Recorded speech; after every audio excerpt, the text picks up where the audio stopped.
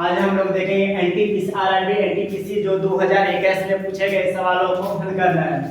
दो संख्या का अनुपात जो है 3:2 है।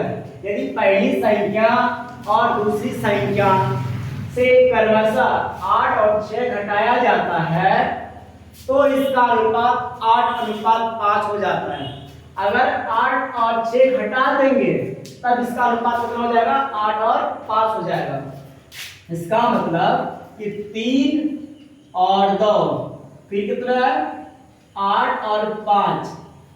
इसमें क्या है कि 8 और 5 तभी होगा जब यहाँ पे 8 और 6 को घटाया जाएगा। 8 और 6 को क्या करेंगे? घटाएंगे तो इसका अनुपात हो जाएगा 8:5। तो क्रॉस तो बोलेंगे यहाँ से 5 या 15, 8 दूनी 16। 16 में अगर 15 चल गया कितना बचेगा? 1, मतलब x।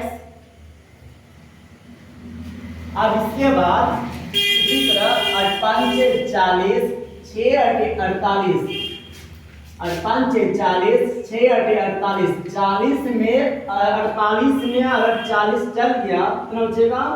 8 और 5 या 15 और 8 दूनी 16 कितना बचेगा? 16 में 15 जाएगा तो 1, भाग देंगे तो जाएगा 8। अब कहता है इसमें कि संख्या क्या होगा? तो संख्या क्या है? पहले संख्या कितना था? 3:2। तो संख्या पूछ रहा है तो कितना हो जाएगा? 8 3 24 और कितना हो जाएगा? 8 दूनी 16। तो कौन सा ऑप्शन हो जाएगा? Option B.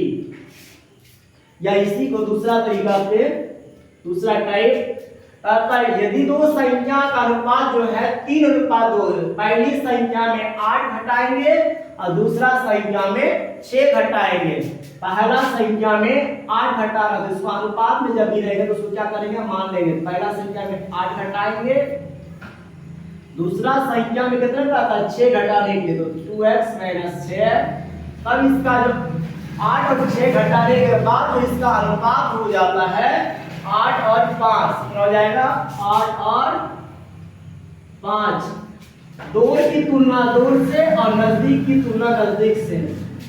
बोलेंगे 5 3 15, 8 दूनी 16, 16 x में अगर 15x चल गया कितना बचेगा?